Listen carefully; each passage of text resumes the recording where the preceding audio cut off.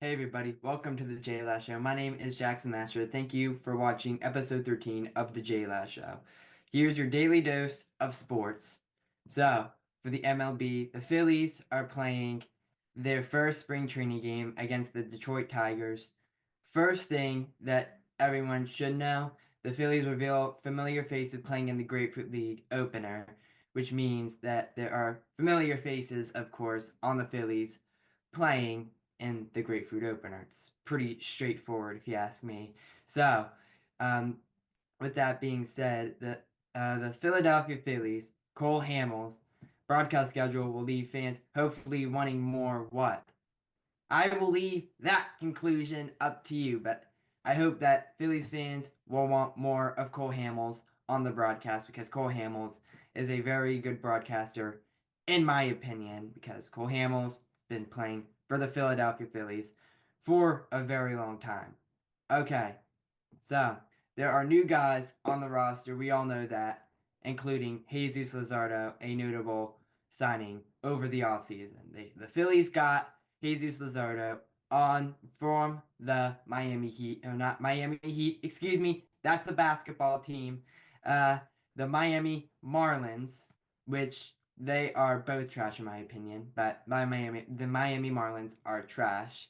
So I hope that they just got tossed in a garbage heap because I don't like that team at all. I think that they're a bunch of, you know what? I think that they're a bunch of terrible fans. They don't show up anymore. I think that the Miami Marlins should sell the team because that team is absolute trash. So, with that being said, the Miami Marlins, like I said, over and over and over again, are trash. The Philadelphia Phillies are going to do so much better this season than you think they are. Think that they're going to win the NL pennant. I hope that they don't go backwards because they were going backwards last season in the postseason because they first lost in the World Series, then they lost in the NL Championship, and then they lost in the divisional round, I believe. So they were going backwards. They went backwards a few spots. So they need to get their stuff together. I think they should have fired Rob Thompson this offseason. Rob Thompson, I just feel like he was a good replacement for Joe Girardi back in 2022 when Joe Girardi was 22 and 29 over the Philadelphia Phillies as a head coach. So they brought in bench coach, I believe, Rob Thompson, and he did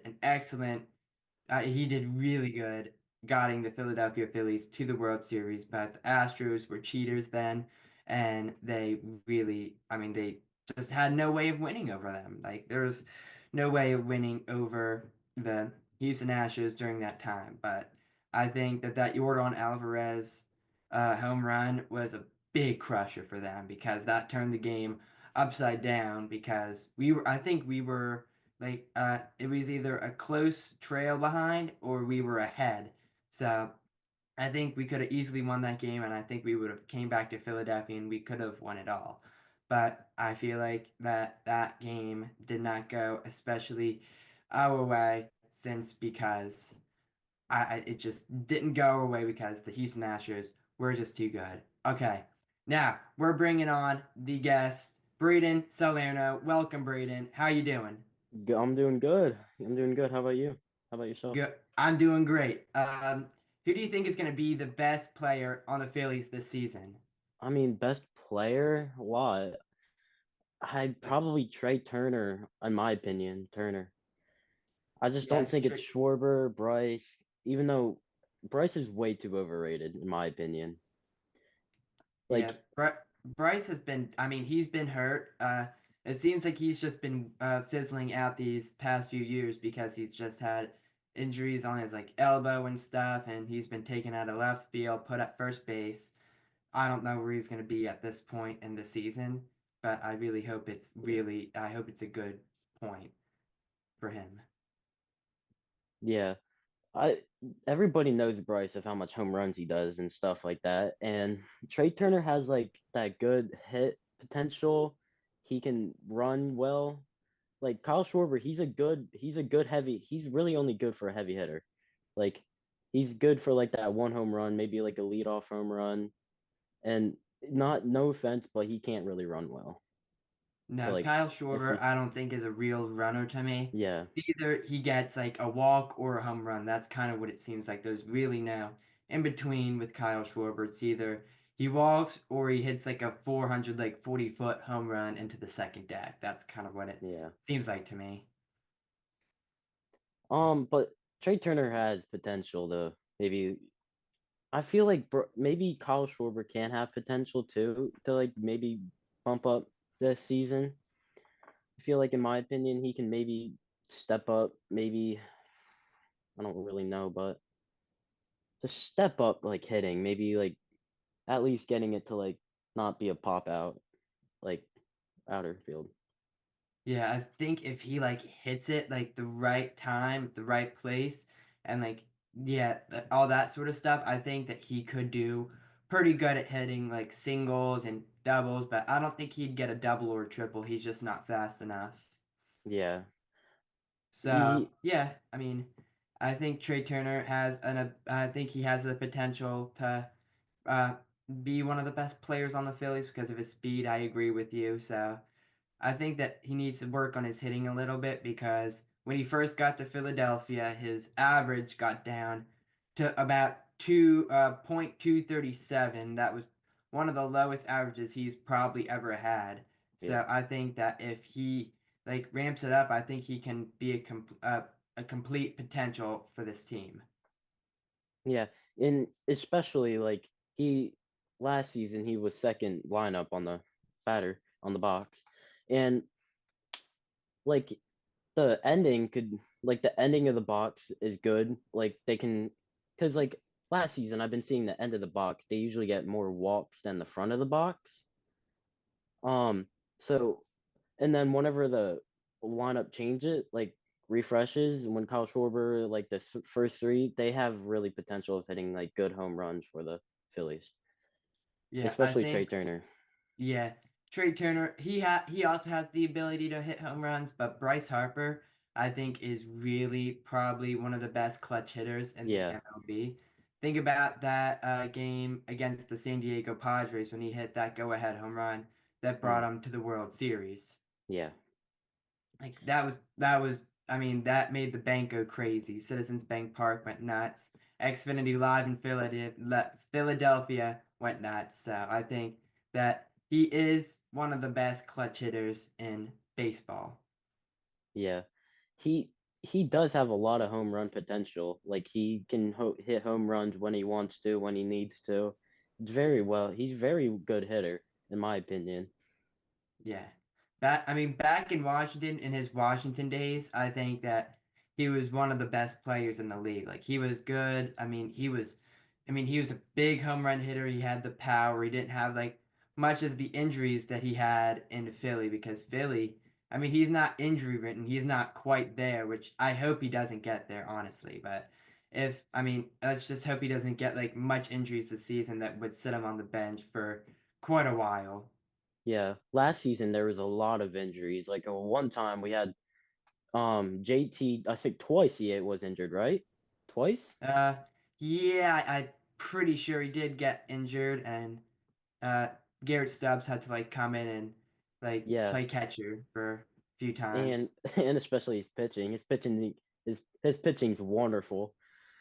Um, and there was a time where Kyle Schwarber and Bryce were injured at the same time, which that really put like a stop in us, most definitely, because we just knew people just kept on coming in. They swapped a lot in the box, and it just really brought us down until they came back.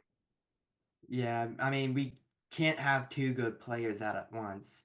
We need Yeah, to at least have like one good player on the bench, one good player on the field because if we get two good players injured this season, I feel like that wouldn't be good.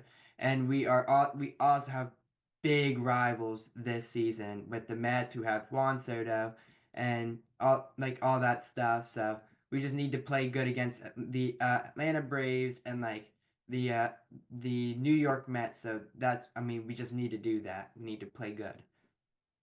yeah. competition is definitely have to be the pot not the Braves, because they're also a very good team in my opinion. But maybe the Yankees too. Like last season, the Yankees and Phillies were like tied very closely, and I think it was the June time, or no, July, into July.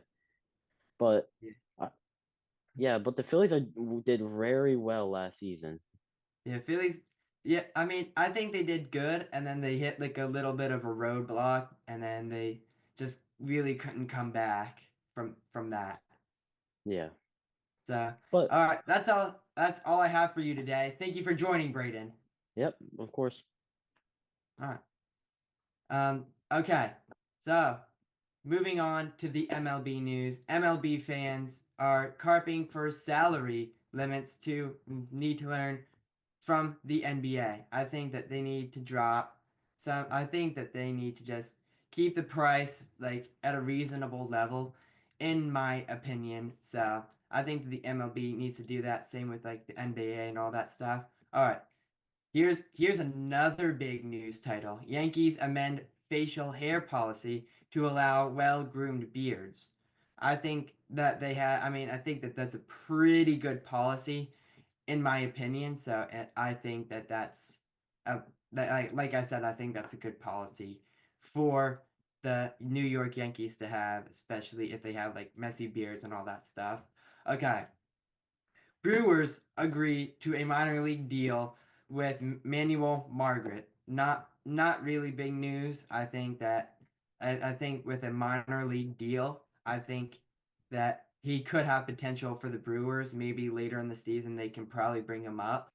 But I mean, really, nothing much going on with the Philadelphia with not much for the NBA. Okay, moving on to the NBA and the Philadelphia 76ers.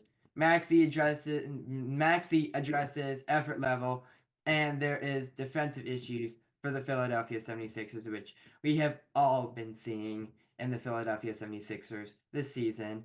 As you know, they just had like problems rebounding. They just don't. I mean, against good teams too. Like the other way, this is George with the three and a very good sign heading into All-Star. Boston Celtics have like Basically everyone healthy for this 76er team. Porzingis watching Embiid, quickly doubling, quick feed the cutting Oubre. Boston may not live with that. He's going to settle for threes. They'll take that all day. Embiid 33% from three with a drive and another two. And the scoop pass. It's Holiday and White. This is a three. And it goes right down the hatch from Derek White. It's Embiid. Brown is on him. Back to Paul. And out to Grimes. Shot clock at three. Maxey driving Oubre. Good feed, good patience. The best scorer on the other team. He'll switch right now. Tatum has got George on him. Finds an opening, works around Embiid and uses the offhand. It's Embiid. He's been inactive for 37 games this season over Porzingis. As Joel Embiid, as they're constituted on the floor in front of us. That's a pickpocket. 2-on-1, Maxey to Grimes. Well, I love the pickup of Grimes. Road record at 22-6. Highest road winning percentage in the league. Holiday. Welcome. A three. That is a welcome sight. Brown and Grimes. Porzingis a screen. Kristaps a three. Maxey. With 8 minutes gone here in the first quarter, and Embiid the screen, an open shot for Maxey.